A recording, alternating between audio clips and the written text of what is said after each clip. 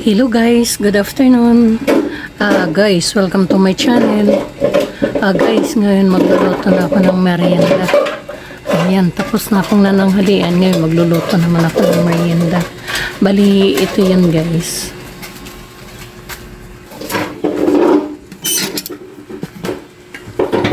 Ayan, nakamix na. Pero ito guys, ibibigay ko yung recipe niya. Nga pala, bali may saging ako na mga 6 na peraso. Saging na saba. Itong ginamit ko guys. Katapos mga half cup na sugar, brown sugar. Katapos 1 can na ibap. Tapos wala akong powder kaya ibap yung ginamit ko. Ayun, ayan guys yung inilagay ko lang. Katapos flour, mga 2 cups. Ayan. Yan, ang ginawa ko doon sa saging, inano ko lang guys, yung bali, yung, ba tawag doon? Yung sawaray, tiniris, yung ba tawag, dinurog sa Tagalog, ba yan? Kakalimutan ko.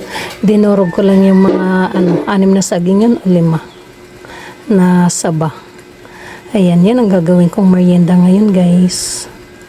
Tapos andyan na yung yung oil ko. Yan, magpeperito na ako. Kasi mamaya bibigyan ko rin ng merienda yung kapatid ko. Yan, yung may mga anak siya. Kaya yun. Yan ang merienda namin. Ngayon guys, sisimulan ko na magprito. Ipeperito lang natin to. Itong natin. Bali, ang tawag ko dito guys, banana pancake. Kasi saging na saba, kaya yan. Meron naman yung isang klaseng banana cake, yung pang banana cake naman na saging. Kaya yan guys, ang pagkakaiba nila ngayon. Magluluto na tayo ng banana pancake.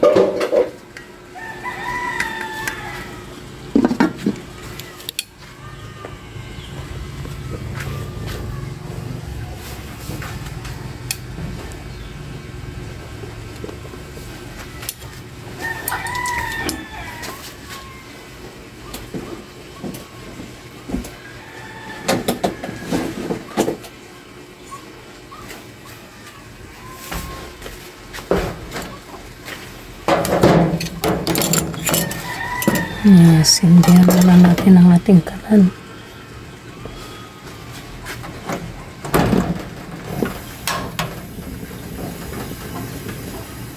At kunin natin ang ating kawali.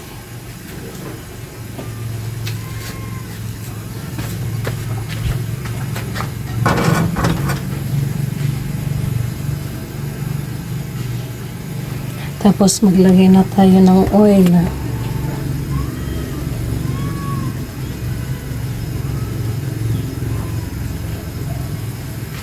Yan guys, tahimik ng aking mga alaga. Tapos na din sila kumain.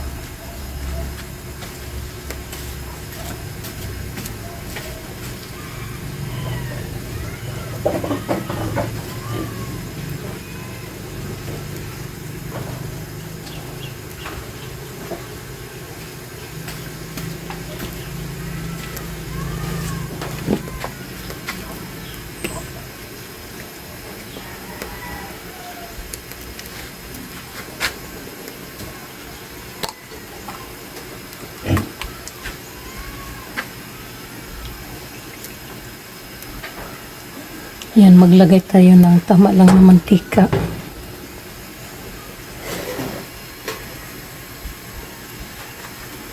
Madali lang gawin ito guys. Simple lang.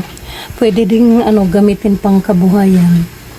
Tapos para mas masarap pa, lalagyan ng cheese. Maraming pwedeng ilagay na cheese kung gustong makatipid. Eating cheese o cheese na yung tawag nito, mozzarella cheese. Yan ang pwede natin ilagay kung gustong pang hanap buhay. 5 pesos, 10 pesos, pwede na yun guys.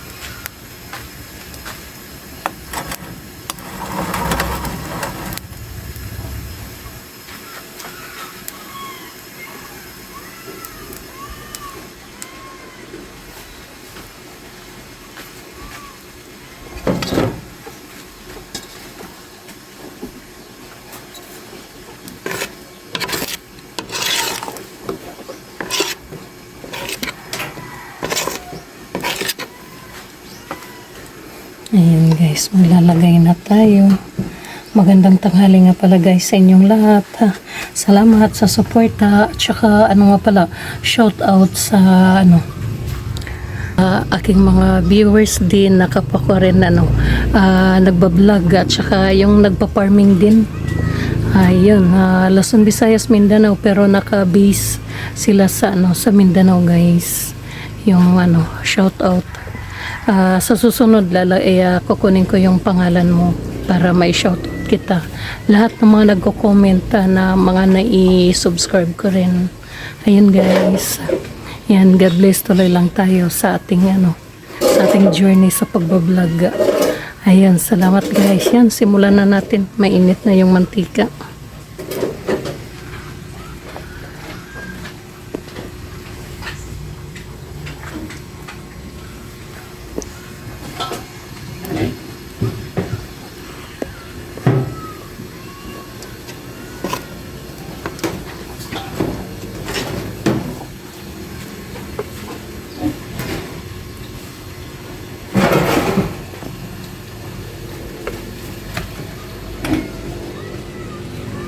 Tapos pag mainit na hinaan natin yung yung apoy para hindi masunog.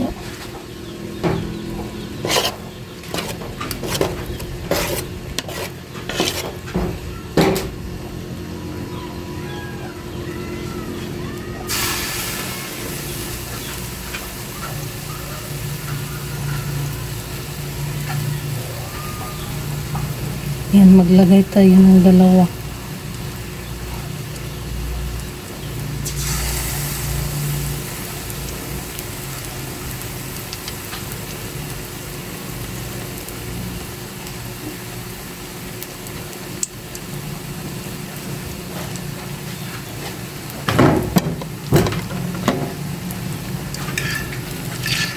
Ayan, baliktaran na natin itong nauna.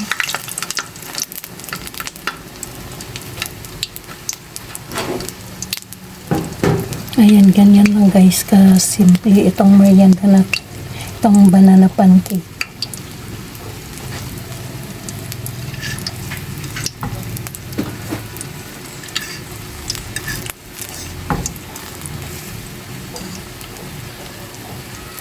Yan, ulitin ko nga pala guys yung yung recipe niya.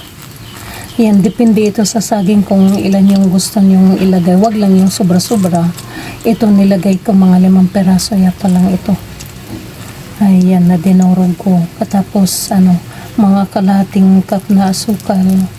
Katapos mga 2 cups yung flour. Tsaka 1 can na ibap. Ayun lang guys, katapos sinalo ko na. Lagyan ko nga pala ng 2 tablespoon na baking powder. Yun pala, nakalimutan ko sabihin kanina, yun ang kulang. 2 tablespoon baking powder ang kailangan natin lagay.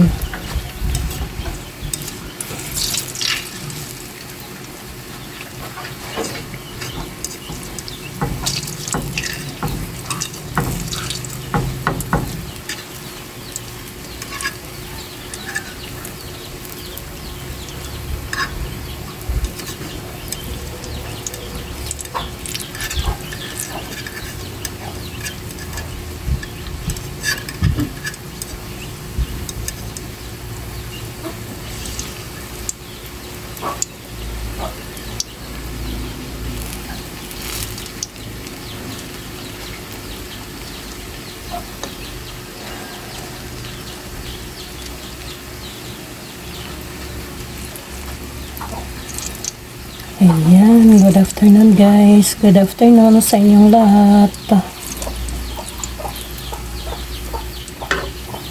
Yan, meron na tayong luto na. Iayos natin itong kawali natin. Tapos yung ginagawa ko, inilalagay ko dyan sa gilid para nakakatulo yung mantika. Kasi wala tayong strainer. Kaya ganyan yung pag-ano muna natin bago natin ko nakatulo na yung mantika.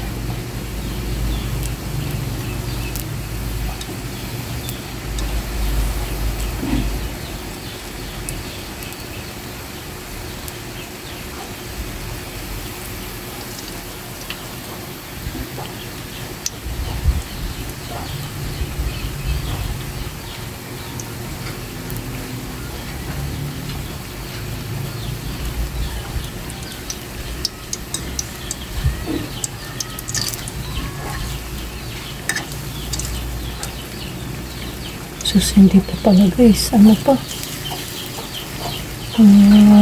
Lumabas pa yung ano niya, yung nasa gitna.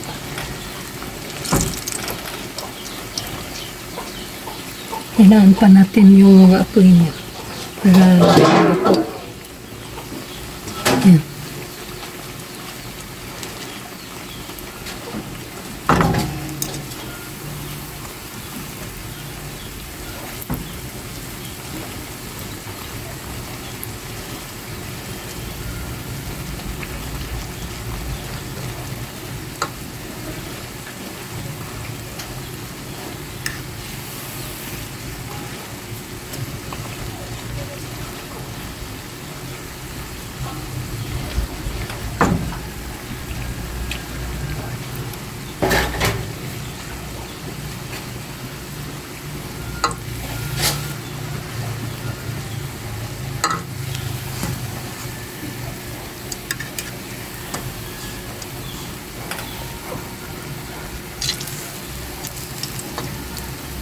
Ayan guys, totoong luto na.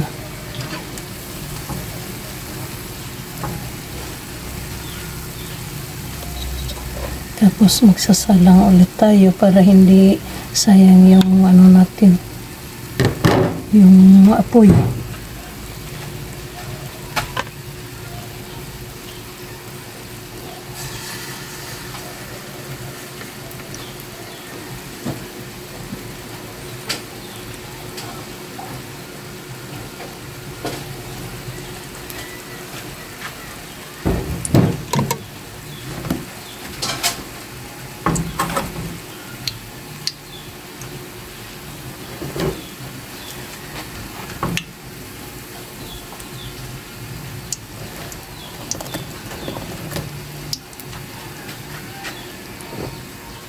Ayan guys, mayroon na tayong luto, banana pancake.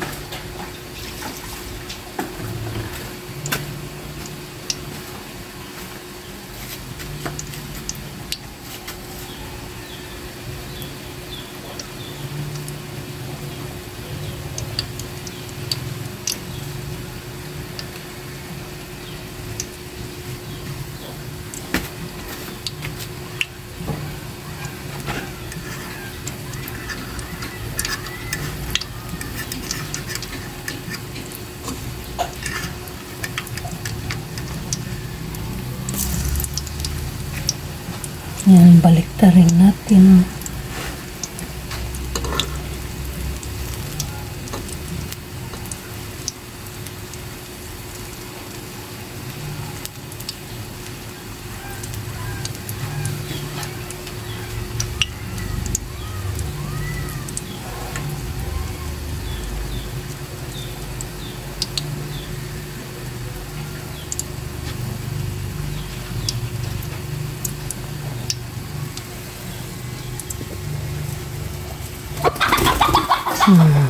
Nabul yung manok.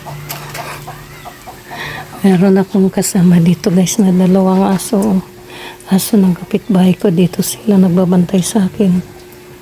Yan, tumutulong sa pagbabantay. Ayan o. Ayan, pinapakain ko lang sila.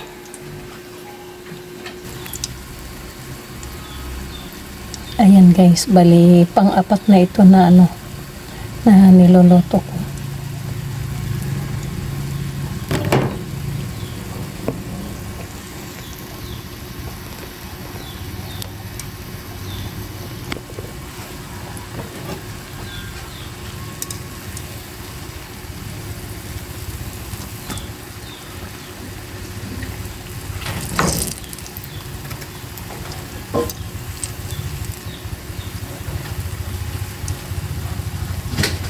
Kailangan lang natin diinan yung sa gitna para malaman natin na luto na rin pati yung laubo.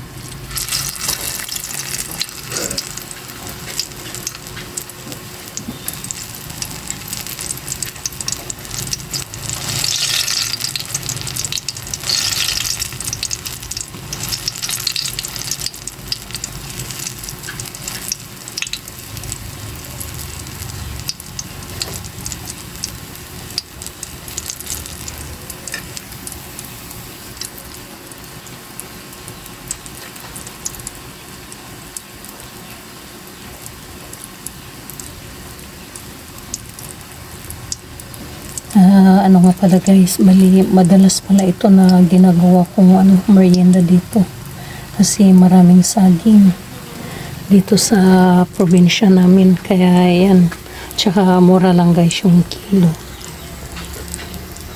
Yan, yung saging nabibili ko doon sa kamag-anak ko ng 15 pesos yung isang kilo.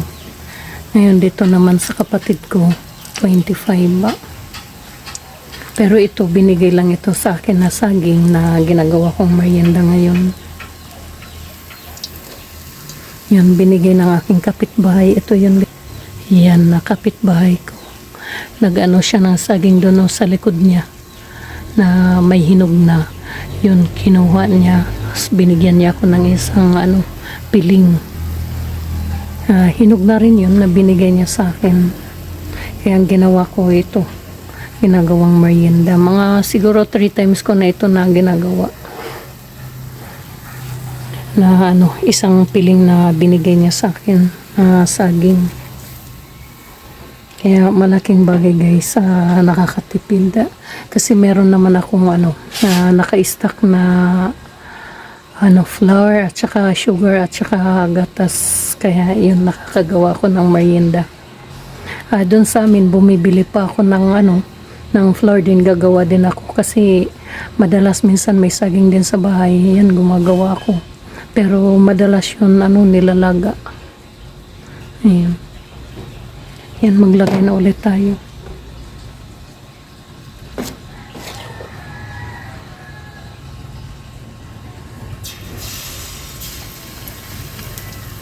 Tsaka nga pala guys, ginagawa kong merienda doon sa shop. Yan, nagdadala ako. Kasi sayang din naman, ayun, income din. 500 yung binibigay sa akin ng anak ko. Yan, isang dala ko ng merienda.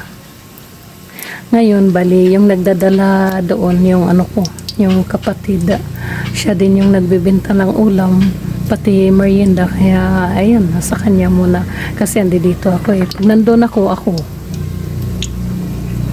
ayan guys yung ano, pag gusto kumita, ayan, kahit nasa bahay lang, ayan, maraming pwedeng gawin.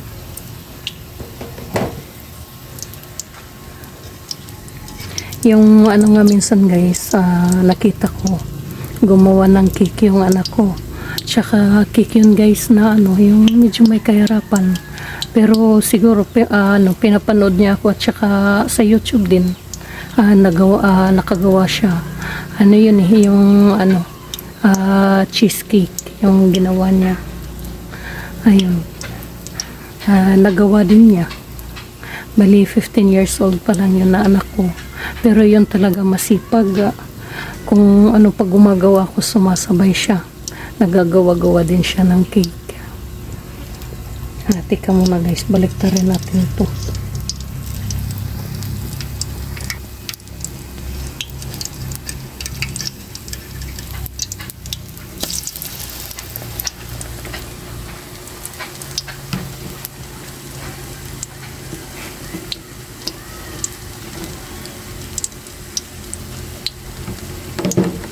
Yan, sandali lang.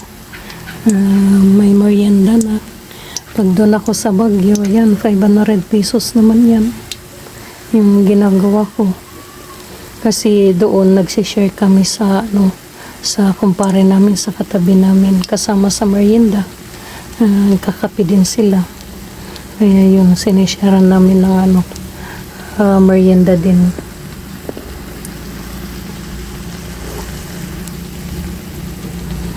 Dito, ayan, pagkain lang namin dito ng libre. Kasi hindi na kailangan bumili ng tinapay. Dahil may tinapay na kami. Ayan guys. Ayun sa ano, sa mga nakakapanood nito, meron kayong ano, kamote din guys, pwede rin gawin. Ayun. Hindi ko pa nasubukan. Itong saging pa lang. Tsaka dati rin nag-i-experiment din ako. Yung sa cake, inaanuan ko ng ano, gumawa din ng ano, yung dragon fruit cake. Yan. Gumawa din ako. Yung dragon fruit, dinurog ko rin, isinama ko din. Kaso may ano talaga doon, kailangan ano, babalansin mo. Yung ano, yung flour at saka yung ano, yung dragon fruit. Ganon yung ano doon. Tsaka yung ano nga pala, pineapple cake, yun. Gumagawa din ako.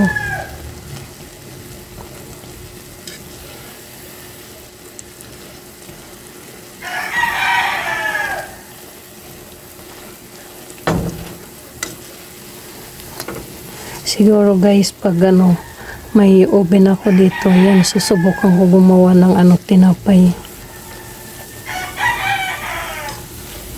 Yun, at saka cake nga pala. Pwede naman ako makagawa dito ng cake, i-steam lang namin. Yun ang ano, siguro sa ano, October, sa birthday ng pamangkin ko. Yan, magwa 1 year old na siya. Yan, gagawaan namin para mas makatipid na din. Yan, order na lang ako ng ano, ng whipping cream sa Lazada para kami na talaga ang gagawa. Makita din ng mga kapatid ko yung ginagawa. Ayun guys, for today's video, ayan, gumawa tayo ng merienda na banana pancake. Ayan guys, marami na akong nagawa. At saka ito pa. Ito pa din, marami-rami pa ito. Ayun guys, huwag nga pala kalimutan mag-like, comment, saka mag-subscribe para updated kayo sa susunod na video. Ayun guys, maraming salamat at saka magandang hapon sa inyong lahat. Happy Sunday everyone!